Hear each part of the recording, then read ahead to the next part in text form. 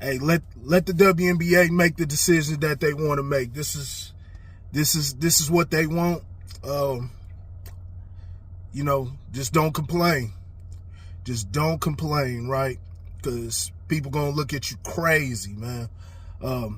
When it comes to, collective bargaining agreements and why you not getting so much money and all of that. Like, come on, you got the perfect opportunity, man, to grow the game to even bigger level, man. Take it overseas, man. Like, dude, it's childish, man. It's childish at this point. Caitlin Clark gets left off of the Olympic team. The reason given is because they didn't want to piss off the fans because of the lack of playing time she was getting, anything like that. Man, she would have got some playing time. She would have got playing time, but, dude, come on, man. Like, the amount of money, man, that y'all just leaving on the table, man, all for, because all of the jealousy, man, and you don't want to hurt nobody's feelings and all of this shit. Like, man, this is crazy, man. Like, like, what type of sense? So you don't give her any playing time. Her fans that you say they're gonna be mad from the lack of playing time, so you don't bring her at all, and you think that her fans are gonna be fine with that? Like, that's stupid, man.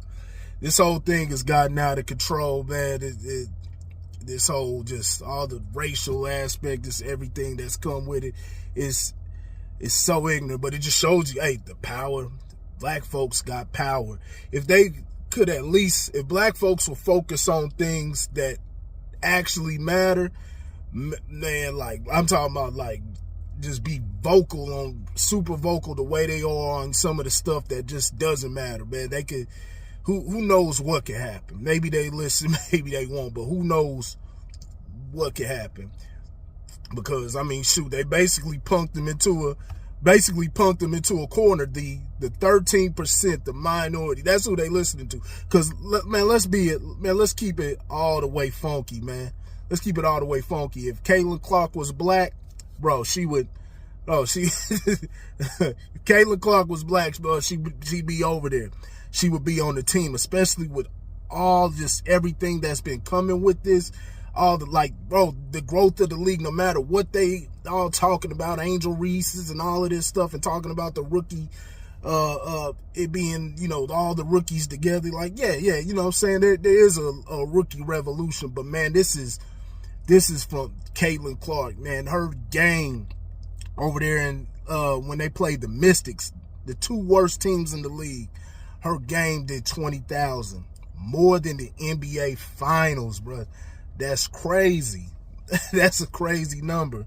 Like, when you just look at the numbers and you breaking down the numbers, like, Caitlin Clark her shit is astronomical. I know they will talk about Angel Reese and all of that. Like, the reality about Angel Reese is popular online. Not to say that there hasn't been growth and she hasn't contributed to it, but it's the same way. Like, man, you want to talk about, like, hey, somebody made matter of fact, it was Jason Whitlock made a perfect comparison to this. It'd be like, man, Hakeem Olajuwon talking about, I contributed to the growth of the NBA when Michael Jordan came on. Remember, Hakeem Olajuwon went number 1, then Sam Bowie number 2, then Michael Jordan number 3, right? But the growth and everything that came with it was because of Jordan and how spectacular he was his rookie season, man. They gave him a shoe deal and everything immediately, his own brand, man. Like, you know what I'm saying?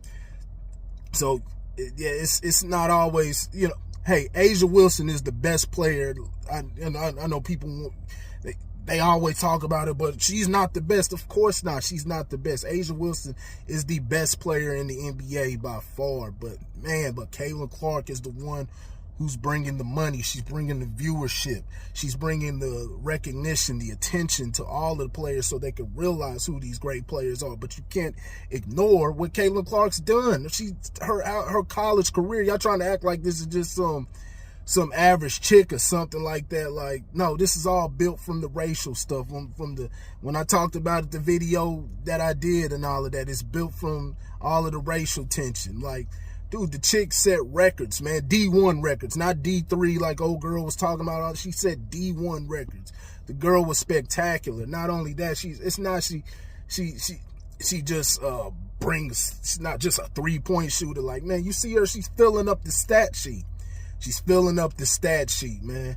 Girl shooting, I mean, her field goal percentage is going up. She had her first good game against the Mystics, Mystics are a bad team, but she had her first good game. She's got to get the field goal percentage up, but I mean, her field goal percentage is comparable to Kelsey Plum. But she's got filling up the stat sheets with rebounds, assists. Got to get those turnovers down. A lot of it's just because her team's not getting. Some of it's because their team's not holding on to the ball. They're not catching their dimes. But some of it is bad decisions or whatnot. But man, like, y'all looking at her, then y'all always want to keep bringing Angel Reese into the thing. It's no hate on Angel Reese. She's a great rookie too. She's defensively, offensively. Angel Reese is a liability. Damn near. Like, she averages about 12, 13 points a game, but she's shooting under 35%, probably damn near closer to 30%. And the difference between her and Caitlin Clark is Angel Reese is playing from the post. So to be playing from the post and be shooting that low of a percentage is abysmal. Is abysmal, man. But she's not getting the same, she's not getting the same, backlash or anything like that.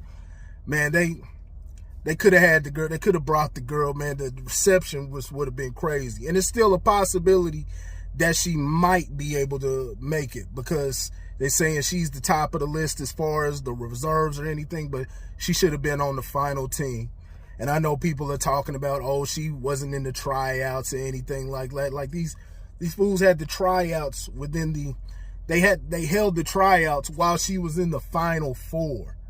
They held the tryouts while she was in the Final Four, making that run during the NCAA tournament. Like, come on, man. Basically, they from the discussions that I was seeing, some of her play from the beginning of the season was going to be her tryout or whatnot. I think she's got good numbers. It doesn't compare to most of the girls who are on that list. Arike from Dallas Wings has better numbers. She didn't get in, right? So, you can bring that up, but like at the same time, you can't ignore Caitlin's star power, and it's about growing the game. But there's so much jealousy that's going on, like, just like they just destroying the progress and destroying their potential money because of feelings. It's just women, man. Women are so damn emotional. Women are so damn emotional, man. And like I said, it wasn't because of tryouts, because they would have said that. They said it was because they're talking about the backlash from her fans and all of that. That's BS, because you see what's happening right now. You see what's happening right now.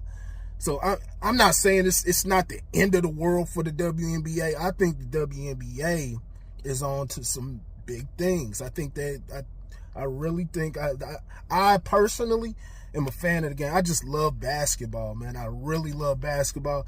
I think the WNBA is going to continue to grow. I think Caitlin Clark's star power is here to stay. I think people have latched on to her.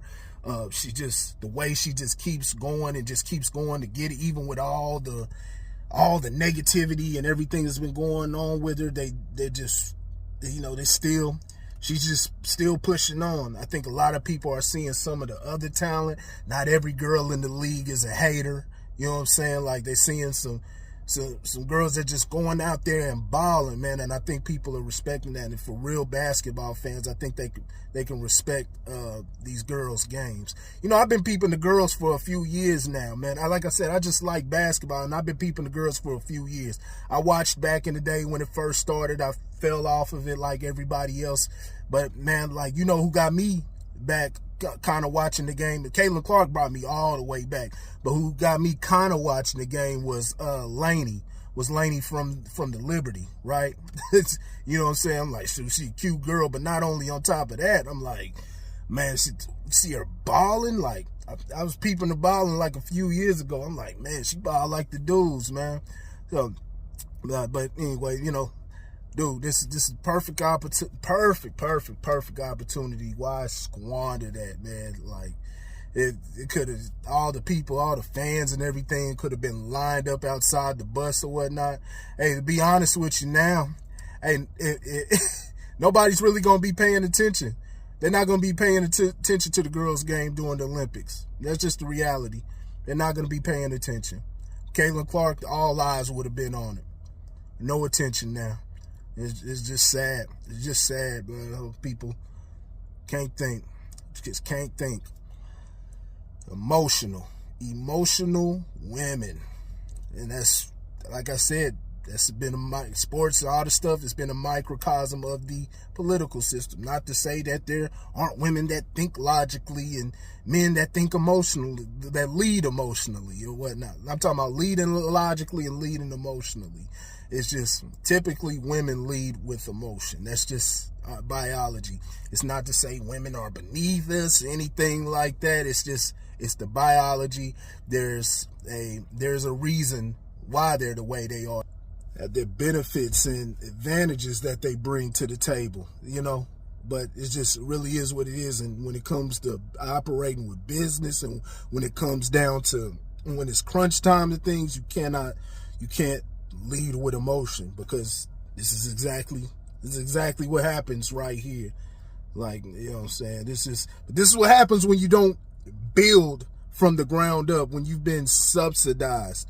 We've been subsidized for so long and been propped up. Like, without the NBA, this league would be done. You know what I'm saying? That's not to put them down. I mean, but like I said, I believe that they're starting to be profitable. All the numbers haven't been out and everything like that, but like, yo, come on, like, y'all operating from a very privileged perspective, just in a privileged manner.